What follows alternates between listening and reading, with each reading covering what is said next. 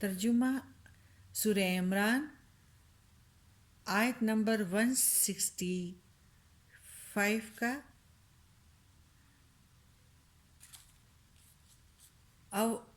اولما اصابتکم مصیبتن، کیا جس وقت تمہیں ایک تکلیف پہنچی کہ تم اس سے دو چند پہنچا چکے ہو تو کہتے ہو یہ کہاں سے آئی، تو کہہ دو یہ تکلیف تمہیں تمہاری ہی طرف سے پہنچی، بے شک اللہ ہر چیز پر قادر ہے۔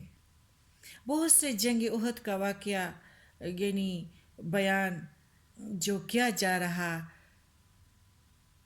ہے، اس کی ضروری تفسیر ذکر کر دی گئی، پھر اس کوتاہیوں کا ذکر بھی ضرور ساتھ ساتھ ہو رہا ہے، اور ذکر کیا گیا ہے جو جنگ میں مسلمانوں سے سرزد ہوئی، اس کے بعد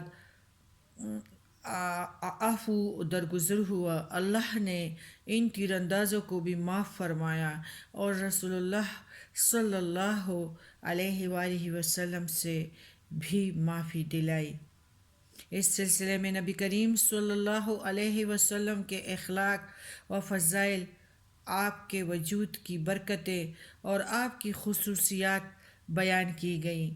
مسلمانوں سے یہ بھی کہہ دیا گیا کہ اس نبی کا تم میں پیدا ہونا تم پر اللہ کا ایک بہت بڑا احسان ہے، تم اس قدر پہچانو اور اس کی قدر کرو اور اس نعمت کا شکر ادا کرو۔ اب پھر احد کا قصہ زیر بحث ہے۔ مسلمانوں سے کہا جاتا ہے کہ جنگ احد میں تمہیں جو تکلیف اور نقصان اٹھانا پڑا، کیا تم کو اس پر تعجب ہے اور یہ پوچھتے ہو کہ یہ مصیبت کہاں سے آ گئی؟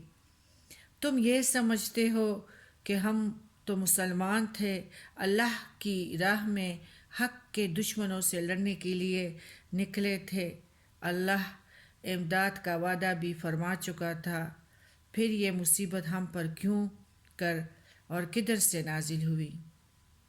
ایسے کہتے وقت تمہیں سوچنا چاہیے کہ جس قدر تکلیف تمہیں پہنچی، اس سے دگنی تکلیف اس سے قبل تمہارے دشمنوں کو بھی پہنچ چکی ہے۔ احد میں تمہارے 70 آدمی شہید ہوئے اور جنت کے وارث بنے، بدر میں ان کے 70 آدمی مارے گئے اور جہنم واصل کیے گئے، ساتھ ہی ان کے 70 آدمی تمہارے ہاتھ قید ہوئے جن پر تمہیں پورا اختیار تھا، اگر تم چاہتے تو قتل بھی کر سکتے تھے۔ پھر بدر کے علاوہ جنگ احد میں بھی پہلے ان کے 20 سے زیادہ آدمی قتل ہو چکے ہیں۔ اگر یہاں تمہارا نقصان ہوا تو ادھر دیکھو، انہیں بدر میں تباہ کن شکست مل چکی ہے، اور احد میں بھی جب تم پوری دلبستگی سے لڑے تو ان کے چکے چھوٹ گئے، بدحواس ہو کر بھاگ نکلے۔ اگر غور کرو تو تم خود ہی اس مصیبت کا سبب بنے۔ اول تو تم نے جوش میں آ کر مدینہ سے باہر نکل کر لڑنے پر اصرار کیا، دوسرے تیر اندازوں نے رسول اللہ صلی اللہ علیہ وآلہ وسلم کی حکم کی عدولی کر کے مورچہ چھوڑ دیا۔ اب تعجب کا کیا موقع ہے؟ اب مصیبت اور شکست کا سبب تم خود ہی ہو، ورنہ اللہ ہر چیز پر قادر ہے، وہ چاہتا